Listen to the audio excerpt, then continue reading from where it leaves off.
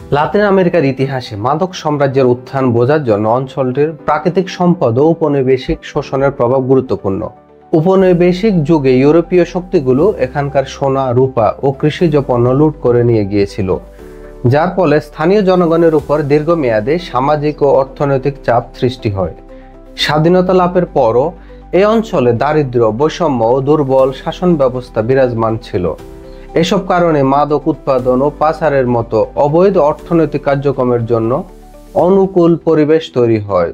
আধুনিক সময়ে এই মাদক সাম্রাজ্য শুধু অর্থনীতিতেই নয়, রাজনীতি ও সমাজ ব্যবস্থাতেও গভীর প্রভাব ফেলেছে। উপনিবেশিক যুগে স্প্যানিশ ও পর্তুগিজদের আগমনের ফলে লাতিন আমেরিকার অর্থনৈতিক কাঠামোতে ব্যাপক পরিবর্তন ঘটে। তারা স্বর্ণ, রৌপ্য ও অন্যান্য মূল্যবান সম্পদ লুট করে ইউরোপে নিয়ে যায়, যার ফলে স্থানীয় জনগোষ্ঠী তাদের ঐতিহ্যবাহী অর্থনৈতিক ব্যবস্থার নিয়ন্ত্রণ হারায়। ইউরোপীয়রা বিশাল জমি দখল করে সেখানে বৃহৎ খামার ও খনি স্থাপন করে। স্থানীয় মানুষদের উপর জোরপূর্বক শ্রমে নিযুক্ত করা হয়, অনেক ক্ষেত্রে দাসত্বের শিকার হতে হয়। এই পরিবর্তনের ফলে লাতিন আমেরিকার অর্থনীতিতে ইউরোপীয় চাহিদার উপর নির্ভরশীল হয়ে পড়ে এবং সামাজিক বৈষম্য আরও গভীর হয়। কোকো পাতা দক্ষিণ আমেরিকার আদিবাসীদের জীবনে বহু শতাব্দী ধরে গুরুত্বপূর্ণ ভূমিকা রেখেছে। তারা এই পাতাকে চিবিয়ে শক্তি ও সহনশীলতা বাড়াতে এবং ধর্মীয় ও সামাজিক আচার অনুষ্ঠানে ব্যবহার করত। ইউরোপীয় উপনিবেশবাদীরা আসার পর কোকো পাতার গুণাগুণ ও অর্থনৈতিক সম্ভাবনা আবিষ্কার করে। এরপর ধীরে ধীরে কোকো পাতার বাণিজ্যিকরণ শুরু হয়, যা স্থানীয় জনগণের জীবনযাত্রার পরিবর্তন আনে। কোকো থেকে কোকেন উৎপাদনে প্রযুক্তি ও চাহিদা বাড়তে থাকলে এটি বৈশ্বিক মাদক শিল্পের ভিত্তি হিসাবে গড়ে ওঠে। এই পরিবর্তন শুধু অর্থনীতিতেই নয়, সমাজ ও সংস্কৃতিতেও গভীর প্রভাব ফেলে। 20 শতকের মধ্যভাগে যুক্তরাষ্ট্রে কোকেন ও গাঁজার চাহিদা দ্রুত বৃদ্ধি পেতে থাকে। এই চাহিদা মেটাতে লাতিন আমেরিকার বিভিন্ন দেশ, বিশেষ করে কলম্বিয়া, মেক্সিকো ও পেরুতে মাদক উৎপাদন ব্যাপকভাবে বাড়ে। স্থানীয় কৃষক ও অপরাধী চক্রগুলো এই সুযোগ কাজে লাগিয়ে মাদক চাষ ও পাচারে জড়িয়ে পড়ে। সীমান্তবর্তী অঞ্চলগুলোতে গোপন কারখানা ও পাচার রুট গড়ে ওঠে, যা আন্তর্জাতিক মাদক চক্রের ভিত্তি তৈরি করে।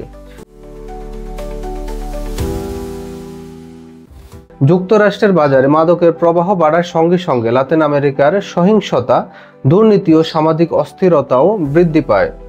এ প্রক্রিয়া মাদক পাচারকারীরা আধুনিক প্রযুক্তি ও নতুন কৌশল ব্যবহার করে আইনশৃঙ্খলা বাহিনীকে ফাঁকি দিতে থাকে। ফলে মাদক উৎপাদন ও পাচার লাতিন আমেরিকার অর্থনীতি ও সমাজে গভীর প্রভাব ফেলে। কলম্বিয়ার মাদক কার্টেলগুলোর মধ্যে সবচেয়ে খ্যাতি ছিল মেডেলিন কার্টেল, যার নেতৃত্বে ছিল পাবলো এসকোবার। 80-র দশকে এই কার্টেল দ্রুত শক্তিশালী হয়ে ওঠে এবং আন্তর্জাতিক কোকেইন পাচারের অন্যতম প্রধান কেন্দ্র হয়ে দাঁড়ায়। তাদের অপরাধমূলক কার্যক্রমের মধ্যে ছিল মাদক পাচার, হত্যা, অপরাধ এবং ঘুষ। কার্টেলটি শুধু অপরাধ জগতেই নয়, বরং রাষ্ট্রের প্রশাসন, রাজনীতি এবং আইন শৃঙ্খলা বাহিনীর উপরও গভীর প্রভাব বিস্তার করেছিল। এসকোবারের নেতৃত্বে কার্টেলটি প্রচুর অর্থ ও ক্ষমতার অধিকারী হয়, যা কলম্বিয়ার সামাজিক ও রাজনৈতিক স্থিতিশীলতাকে চ্যালেঞ্জের মুখে ফেলে। এই সময় সহিংসতা ব্যাপকভাবে বেড়ে যায় এবং বহু নিরীহ মানুষের শিকার হন। কলম্বিয়ায় দারিদ্র্য, দুর্নীতি এবং দুর্বল রাষ্ট্র কাঠামো অপরাধ চক্রের বিস্তারকে সহজে করে তোলে। অনেক মানুষ যখন মৌলিক চাহিদা পূরণে ব্যর্থ হয়, তখন তারা অপরাধী গোষ্ঠীর কাছে আকৃষ্ট হয়। দুর্নীতিগ্রস্ত কর্মকর্তারা অপরাধীদের রক্ষা করে এবং আইন শৃঙ্খলা রক্ষাকারী বাহিনীর কার্যকারিতা কমিয়ে দেয়।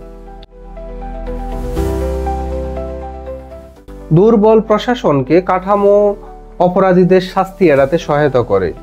এসব কারণে অপরাধ চক্র সমাজে গভীরভাবে শিকড় গড়ে বসে এবং তাদের ক্ষমতা আরো বাড়িয়ে তোলে। পেরু ও বলিভিয়ার উঁচু পাহাড়ি অঞ্চলে কোকো চাষ বহু শতাব্দী ধরে চলে আসছে। এই অঞ্চলে স্থানীয় কৃষকরা কোকো গাছ চাষে গুরুত্বপূর্ণ ভূমিকা রাখেন, কারণ এটি তাদের জীবিকার প্রধান উৎস। কোকো পাতাগুলো ঐতিহ্যগতভাবে চিবানো, যা বানানো এবং নানা ঔষধি কাজে ব্যবহৃত হতো। তবে আধুনিক সময়ে এই কোকো পাতাগুলো থেকে কোকেন নামক মাদক উৎপাদন করা হয়। কোকেন উৎপাদনের জন্য প্রথমে কোকো পাতা সংগ্রহ করে বিশেষ রাসায়নিক প্রক্রিয়ার মাধ্যমে তা থেকে কোকেন আলাদা করা হয়। এই প্রক্রিয়ায় নানা রাসায়নিক দ্রব্য ব্যবহার করা হয় যা পরিবেশ ও মানুষের স্বাস্থ্যের জন্য ক্ষতিকর হতে পারে। কোকো চাষ, কোকেন উৎপাদন এই দুই দেশের সামাজিক ও অর্থনৈতিক বাস্তবতায় গভীর প্রভাব ফেলেছে। মাদক বাণিজ্যের বিস্তার গোটা অঞ্চলের রাজনীতি, অর্থনীতি ও নিরাপত্তা ব্যবস্থার উপর গভীর প্রভাব ফেলেছে। রাজনৈতিক অঙ্গনে দুর্নীতি, অপরাধমূলক চক্রের প্রভাব বৃদ্ধি পেয়েছে, যা নীতি নির্ধারণ নেতিবাচক ভূমিকা রাখে। অর্থনৈতিকভাবে অবৈধ মাদক ব্যবসা কালো টাকার প্রবাহ বাড়িয়ে বৈধ ব্যবসা ও বিনিয়োগ বাধা সৃষ্টি করে। এতে কর্মসংস্থানের সুযোগ কমে যায় এবং স্থানীয় অর্থনীতি দুর্বল হয়ে পড়ে। নিরাপত্তার ক্ষেত্রে মাদক চোরাচালান ও সংশ্লিষ্ট সহিংসতা আইন শৃঙ্খলা পরিস্থিতিকে জটিল করে তোলে, ফলে সাধারণ মানুষের জীবনযাত্রা ও সামাজিক স্থিতিশীলতা হুমকির মুখে পড়ে। মেক্সিকো উত্তর আমেরিকার দক্ষিণাংশে অবস্থিত এবং এর উত্তরে যুক্তরাষ্ট্রের সঙ্গে দীর্ঘ সীমান্ত রয়েছে। এই ভৌগোলিক অবস্থান মেক্সিকোকে আন্তর্জাতিক মাদক পাচারের জন্য একটি গুরুত্বপূর্ণ রুটে পরিণত করেছে। যুক্তরাষ্ট্রের বিশাল বাজারের চাহিদা এবং সীমান্তের জটিলতা মাদক কার্টেলগুলোর উত্থানকে ত্বরান্বিত করেছে। কার্টেলগুলো সীমান্তবর্তী অঞ্চলগুলোতে নিজেদের আধিপত্য প্রতিষ্ঠা করে এবং পাচার কার্যক্রম পরিচালনা করে থাকে। এর ফলে মেক্সিকোতে সহিংসতা, দুর্নীতি এবং সামাজিক অস্থিরতা বৃদ্ধি পেয়েছে। সীমান্তের এই বিশেষ অবস্থান মাদক পাচার প্রতিরোধে অতিরিক্ত চ্যালেঞ্জ তৈরি করেছে। মেক্সিকোর সিনালোয়া, গালফ এবং লস জেতাস কার্টেল দেশটির অন্যতম কুখ্যাত অপরাধ সংগঠন হিসেবে পরিচিত। এদের প্রধান কার্যক্রমের মধ্যে মাদক পাচার, অস্ত্র ব্যবসা, অপহরণ এবং চাঁদাবাজি উল্লেখযোগ্য। এই সংগঠনগুলো অপরাধমূলক কার্যক্রম শুধু মেক্সিকোতেই নয়, আন্তর্জাতিক পর্যায়ে বিস্তৃত। সমাজে এদের প্রভাব অত্যন্ত গভীর, কারণ সহিংসতা, ভয় এবং নিরাপত্তাহীনতা সাধারণ মানুষের জীবন নিত্যদিনের সঙ্গী হয়ে উঠেছে। আইন শৃঙ্খলা বাহিনী বারবার অভিযান চালালেও কার্টেলগুলো শক্তিশালী নেটওয়ার্ক এবং দুর্নীতির কারণে তাদের কার্যক্রম বন্ধ করা কঠিন হয়ে পড়েছে। এইসব অপরাধ সংগঠন দেশের অর্থনীতি, রাজনীতি এবং সামাজিক স্থিতিশীলতা নেতিবাচক প্রভাব ফেলেছে। জোয়াকিন এল চ্যাপো গুজমান মেক্সিকোর সবচেয়ে খ্যাত মাদক চোরা কারবারিদের একজন। তার নেতৃত্বে সিনালোয়া কার্টেল দ্রুত শক্তিশালী হয়ে ওঠে এবং আন্তর্জাতিক মাদক পাচার নেটওয়ার্ক গড়ে তোলে। এল চ্যাপোর একাধিকবার জেলে পালানো তাকে কিংবদন্তি করে তোলে এবং আইন শৃঙ্খলা বাহিনীর জন্য বড় চ্যালেঞ্জ তৈরি করে। তার কার্টেলগুলো কার্যক্রম মেক্সিকোতে ব্যাপক সংঘাত ও সহিংসতার জন্ম দেয়। অসংখ্য মানুষের জীবন বিপর্যস্ত হয়। এই সহিংসতা শুধু অপরাধ জগৎকেই সীমাবদ্ধ ছিল না, বরং সমাজের নানা স্তরে প্রভাব পড়ে।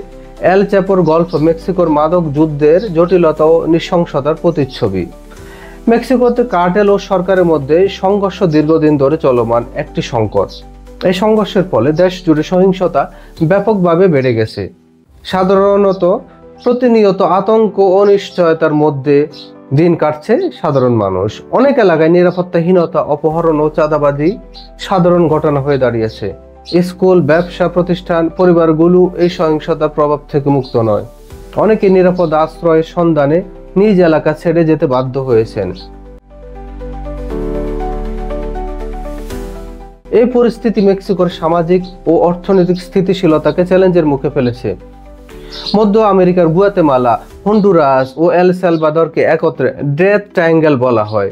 এই অঞ্চলে মাদক পাচার, সন্ত্রাসী গ্যাং এবং রাজনৈতিক দুর্নীতির জটিল সংমিশ্রণ সমাজকে অস্থিতিশীল করে তুলেছে।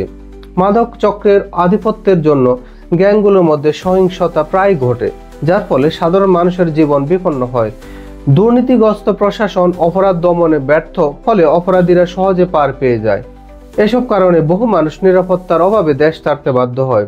এই পরিস্থিতি শুধু স্থানীয় জনগণের জন্য নয়, গোটা অঞ্চলের জন্য বড় চ্যালেঞ্জ তৈরি করে।